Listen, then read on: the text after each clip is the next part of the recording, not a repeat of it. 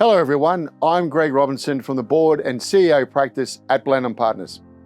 Today I'm going to share with you what we are seeing in executive leadership, the bullish and the bearish. From the top of the pyramid, where we are engaged, just about every discussion we are having is in some way or another, including restructure. Whether the words are transformation, change program, or efficiency drive, organizations are using this time to slim headcount. Some are taking between and up to 10 to 25% to tackle the productivity challenges and to get match fit. The other key word is uncertainty.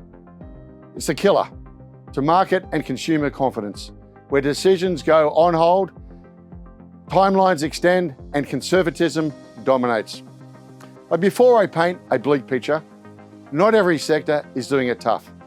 There are those who benefit from a low Australian dollar. There are those ready to fulfill pent-up demand for housing. There are those in the defence industry. And then there is the public sector.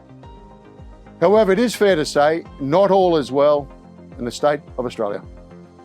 The economic headwinds have hurt. The geopolitics has been unsettling and remains so.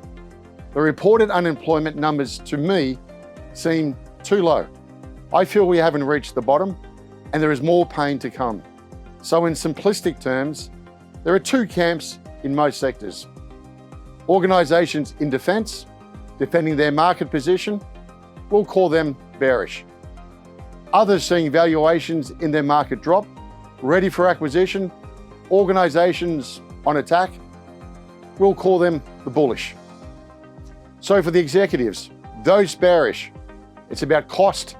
The Chief Executive Officer will have to engage regularly, keeping the message transparent, and choose the team for the circumstances. Speed of decision making and momentum are key. And one cut always beats 1,000. The board are watching. The need for the Chief Financial Officer and the team to drive cost out requires the CFO who can make the hard calls. And it is a different person to the growth agenda CFO or senior finance executive. The demand for the cost-focused finance executive has increased dramatically and the market has tightened. In fact, we may start to see the CFO role broadening and may see more move from CFO to CEO. We are seeing a flattening in demand for technology executives. Even though we have an AI revolution upon us, a microscope is being run over the technology teams. CIO, CTO, CDO, for some will consolidate. Chief Legal Officer and Company Secretary will be merged in certain cases and may include corporate affairs. There will be an ongoing battle for the Chief Marketing Officer role, or Chief Customer Officer with the Chief Digital or Data Officer roles overlapping and blurring. Again, there will be consolidation here. We are seeing a shift in focus for the Chief People Officer, with a greater emphasis placed on their commercial impact. The demand in the current market is on supporting the CEOs and executive teams achieve their numbers and a movement away from the softer issues, with experience in industrial relations being in demand as union engagement increases. There will be quite a bit of movement in the CPO ranks. If we look at those organisations on attack to increase market share, the bullish CEOs will be right across the opposition and the adjacency markets, engaging with the banks, the investors and M&A advisors, and any others necessary to achieve the growth play. We will see a demand for Chief Financial Officers with M&A backgrounds or history, or the appointments of strategy and M&A executives. We will see the Chief Financial Officer and Chief Operating Officer remain. We'll also see the Chief Marketing Officer move more into a Chief Customer Officer, where customer is placed at the centre, working with a CIO and a CDO.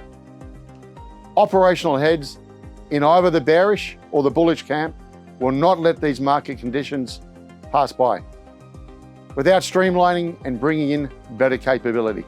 We will also see from those bearish appoint the tried and true executive, whereas the bullish will be far more willing to place some bets on capability and leadership and on adjacency of sector over industry and technical expertise for their executive appointments.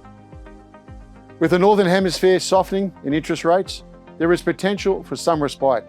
However, tensions still remain high in numerous parts of the world, which is impacting trade routes, commodity prices, and could trigger a spike in inflation. We have arrived at an interesting juncture.